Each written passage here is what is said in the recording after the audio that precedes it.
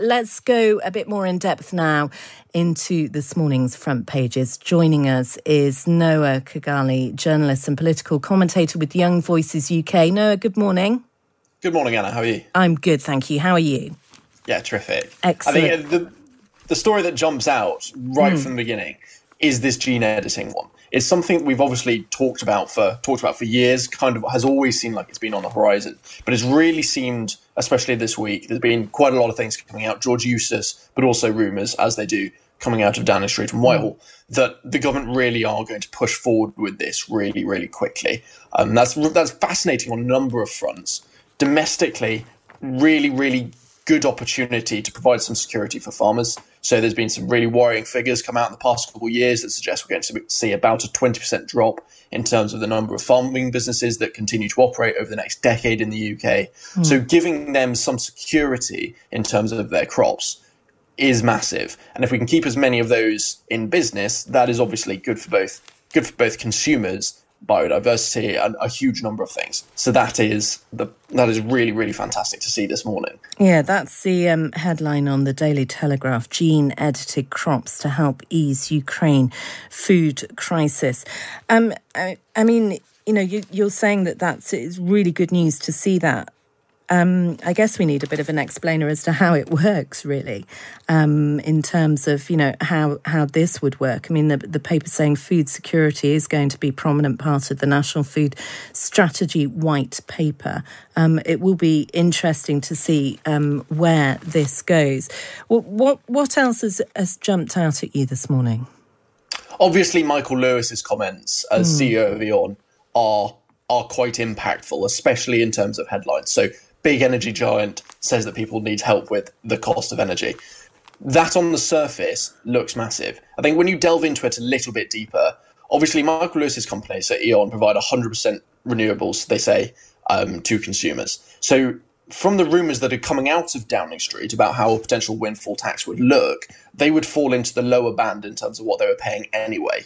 So rather than it being big energy companies says you should tax energy companies more, it seems to be big energy companies says you should tax other energy companies more. That seems to be the real story here.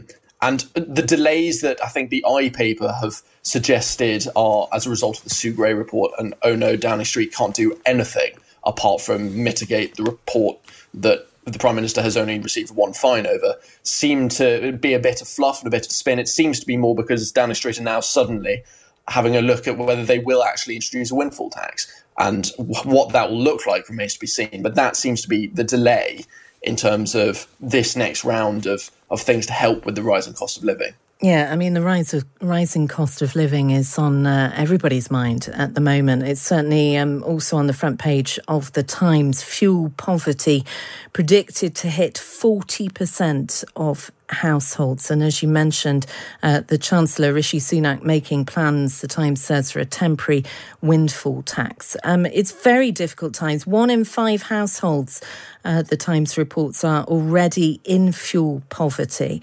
And that's defined as spending more than 10% of disposable income on energy bills to maintain an adequate standard of warmth. I mean, it does seem that the rising cost of living, you know, we had inflation go up to 9% last week. This is going to continue to make headlines.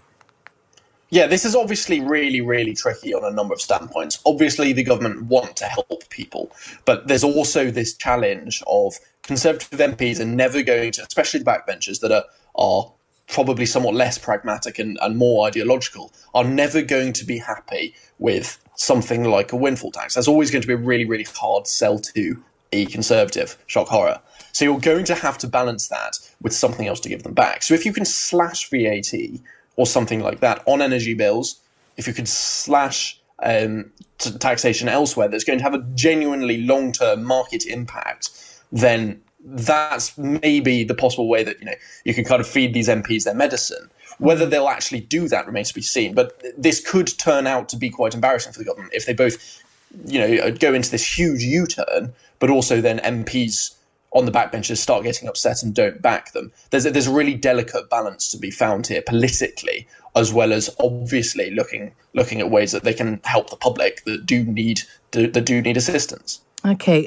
Noah, while we've got you, you're talking to us this morning from Crieff in Scotland, and there is a situation with travel in Scotland starting today. Just bring us up to date with what you can tell us and what your experiences are. Yeah, so I'm in the middle of rural Perthshire. That's important to say. But lots of people in Scotland are. Lots of people in Scotland live out west of cities and commute in. And obviously, being environmentally friendly and for convenience, lots of people like to try and use the train. Unfortunately, ScotRail has been plagued by strikes for a long time. The Scottish government, I think, decided, you know what, Nicola Sturgeon can do better than everybody else. She's, Queen Nicola, she'll solve everything. Didn't turn out like that, unsurprisingly. The government isn't necessarily smarter than private industry. So 700 services are ending up getting cut every single day.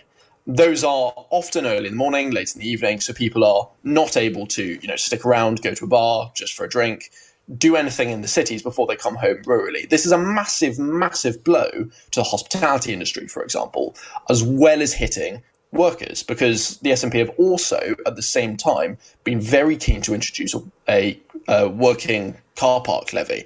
So businesses will be taxed quite heavily on car park spaces for employees. So that now you're both encouraging people not to use the trains because there are no services and they can't get home at a proper time, but also making it much more expensive to drive your car in.